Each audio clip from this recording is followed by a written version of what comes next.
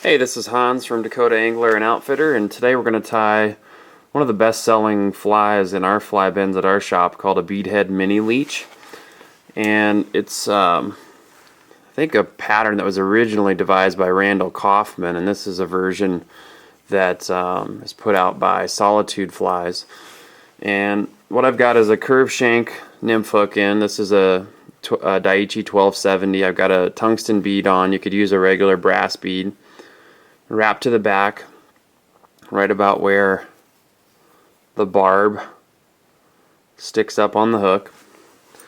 I'm going to tie in some marabou for a tail, and I'm going to just use some olive woolly bugger marabou. You can tie this fly in an olive color scheme or a black color scheme or like a blood red color scheme. They all seem to work really well. I want a tail of marabou that's about the length of the hook shank. So measure that out. Get my fibers all collected nicely. Once I get that, I'm going to tie that down at the back of the hook and just kind of cover up the rest of the fibers as I go forward on the hook. Then I'll wrap back to my tie-in point. I'll trim off the excess marabou here at the front of the hook. I clean that up. There's not a lot of fiber sticking up.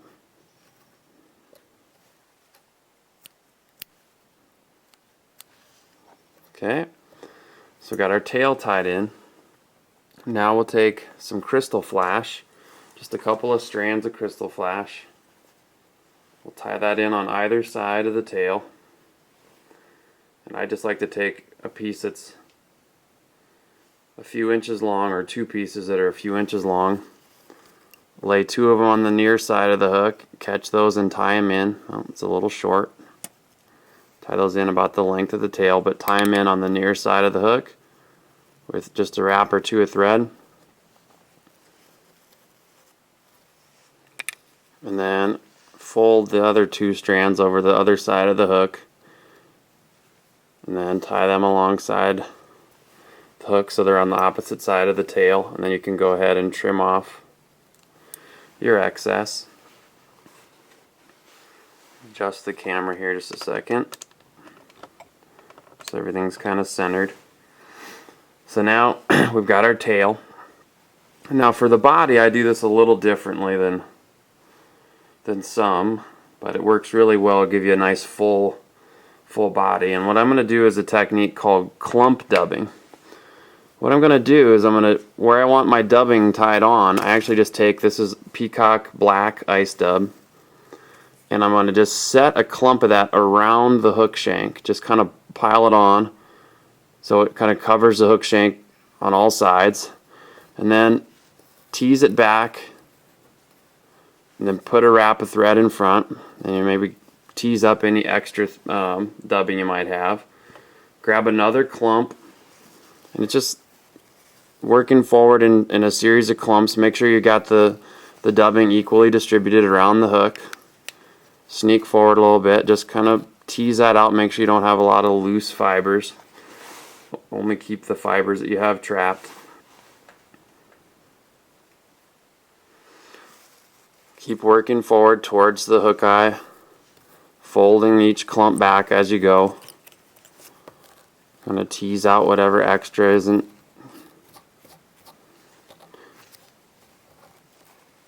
held down by the thread. What's nice about this technique is you get a nice full body that looks like you did a dubbing loop without having to actually do a dubbing loop. Do another clump. Fold that back.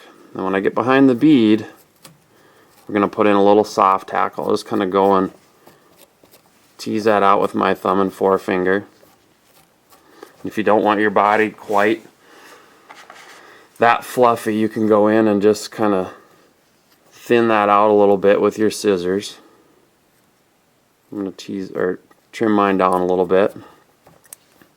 And then we'll finish the fly with some olive dyed partridge. And I'm going to tie this in tip first, so I'm going to grab the tip of the feather,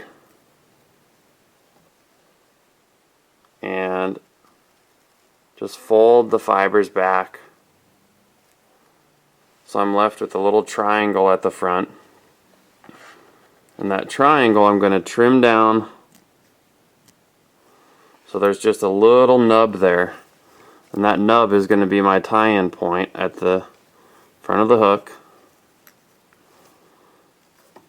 And then let's make a couple turns of that partridge soft tackle. Kind of make sure that as you wrap it, it continues to sweep back.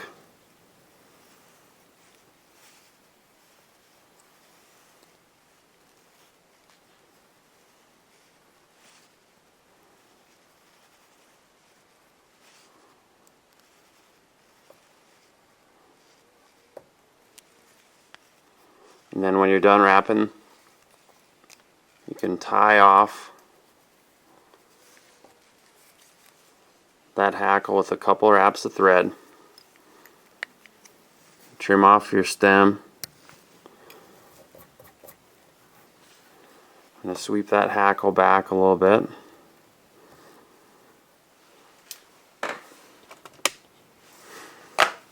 And that's essentially the Bead Head Mini Leech. I probably could have used a little longer peacock hackle on this hook. This is a size 12, and that might look a little better with a little longer hackle, but it'll still catch fish.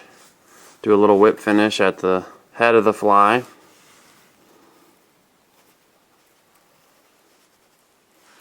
Trim off our thread. And there we have a Bead Head Mini Leech.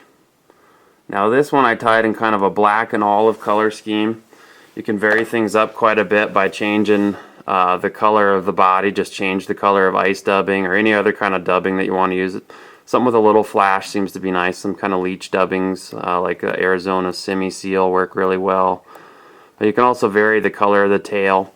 We do well with this black and olive combination. We also do really well with a combination with the black tail and an olive body and, you know, a blood red tail and kind of a blood red body, and just kind of keep changing the colors just to match what, you know, insects you're going after or leeches you're trying to imitate. This one does a good job in lakes around here of imitating damselfly nymphs and small these kind of dark small minnows, these little dace that we have in our couple of our lakes here in the Black Hills. But not a super fancy fly, but it catches a lot of fish, and now you know how to tie them up. Again, I'm Hans from Dakota Angler and Outfitter, and you've been watching the video on how to tie the Bead Head Mini Leech.